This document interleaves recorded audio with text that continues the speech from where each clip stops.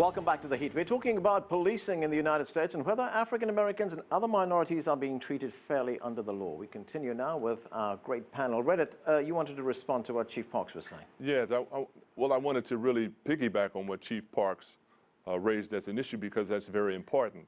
I'll be testifying next week at the Missouri legislature relative to a law that would require a department to notify a receiving department of an officer who's coming from one department to the next of his or her personal history, where it goes to misconduct, where it goes to policy violations and things of that nature, because that is a huge problem. And it also gets us into a discussion a little bit about steps that can be taken to address some of the issues that were presented in Ferguson. For example, the need for a special prosecutor to be appointed anytime the use of force by police results in the death of a citizen. Local prosecutors are very closely related to police. They work with them all the time. They're their friends and colleagues. You need an independent prosecutor, I think, to fairly process that out. Right. Grace, I mentioned earlier that Joe Madison here had interviewed President Obama just a short while ago. And in that interview, Joe, President Obama told you that he felt that in some circumstances, trust had broken down between communities and law enforcement. Grace, of course, we don't need a huge study to figure that out. Right. But the president also said that there was not enough training and accountability. How does one go about solving that? Well, there's always been training within the police departments. They should, obviously, it's not going well in some communities. Certainly where there's a large population of minorities, you should have a lot more intensive training. Who's going to follow up on that, though?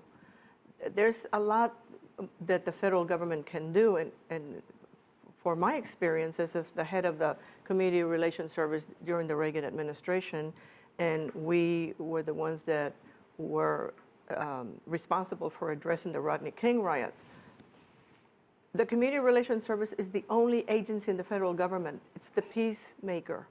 They bring communities together just like they do in Ferguson, like has been happening in Ferguson and has been happening in Wisconsin.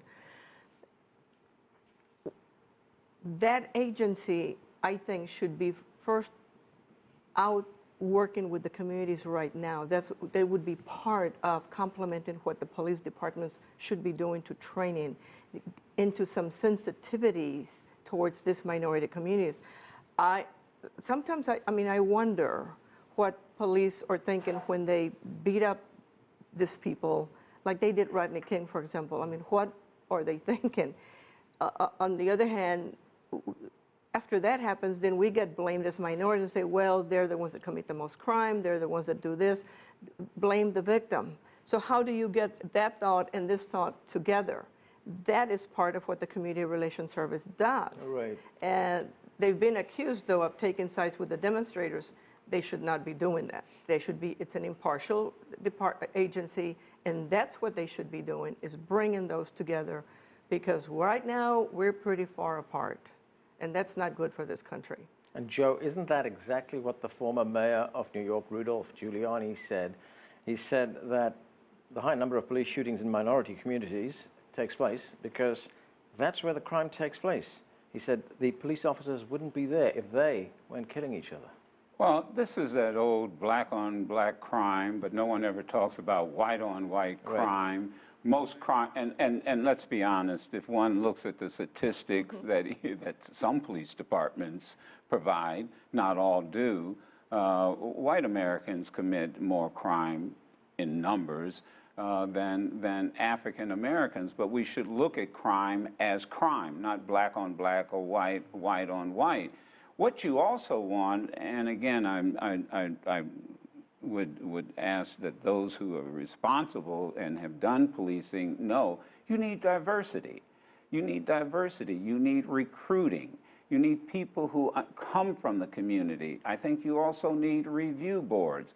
And I'll give the president credit, because one of the things that he has done with Police Commissioner Charles Ramsey is that they've brought together police officers, prosecutors, lawyers, community activists, the young people, and they've put together a list of recommendations. Now, that's all they are recommendations. And they've the review board that he set up. And they've done an excellent job.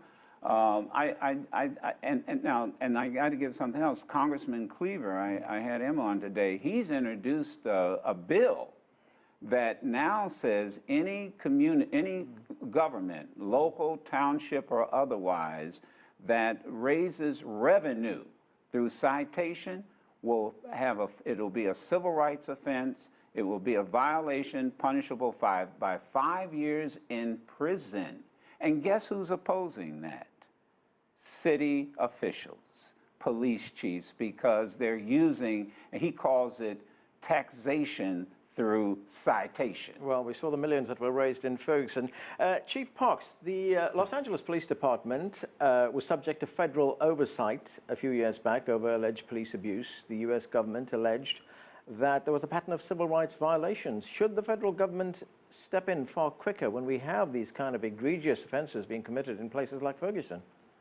Well, I think one of the things that always concerned me in the sense of the federal government, they investigated LAPD from the day after the Rodney King incident, but did not step forward and make one comment about what they believed was going wrong until after the Rampart incident. And so, yes, they should step in, but they need to be much earlier in the process. And that's the same thing, I think, with the Community Relations Service. You can't wait until people are at the edge of raw emotion and believe you can bring them together. You have to have goodwill established well in advance of incidents occurring so that people have a willingness to at least give each other a benefit of the doubt. If you're out there when the tear gas is flowing and rocks are being thrown, no one is in the mood nor have an interest in talking about community-based policing and things of that nature, because these issues have been ongoing and these nerves have been raw for a number of years. They've just been suppressed. And I think the other comment I'd like to make is Mr. Giuliani made this statement about that's why they occurred, because that's where the crime is occurring. He'd have a small point if the shootings by police officers were involved with them taking some action as it relates to a crime. But when it's not involved with those so-called crimes, these are isolated incidents. They are circumstances in which many times it's the police that are initiating them. If you look at New York, Cleveland, Ferguson, and a variety of places, you will find it's the police tactics that were more at fault in escalating situations and causing force to be used prematurely than anything else. And so, yes, training is important, but the application of training is even more so, is more important, and the training is very, very perishable if you do not continue to upgrade it and update it. But then part of your job is to hold people accountable when they don't comply with the training and they choose not to use the tactics that have been given. But you just don't drive up on people that you've been told may have a gun, and you drive within 3 feet of them and then feel threatened. You don't chase people through a community and not have a plan to say, what if they turn and run back at me? You don't do the things that we've seen in so many of these cases in New York where 5 people decide to jump on one guy, and the thing is for what purpose? He's selling cigarettes. Which is a misdemeanor. So those are things I think you could lump those together and evaluate. The tactical concerns are foremost in my mind as what's escalated these to deadly force. Ladies and gentlemen, we've run out of time. Thanks to all of you for joining us. That is it for this edition of The Heat. We'd love to hear from you, so please send us your questions, comments, and story ideas to theheat@cctv-america.com. Once again, that's theheat@cctv-america.com. I'm Anand Naidu in Washington, D.C. Thanks for being with us.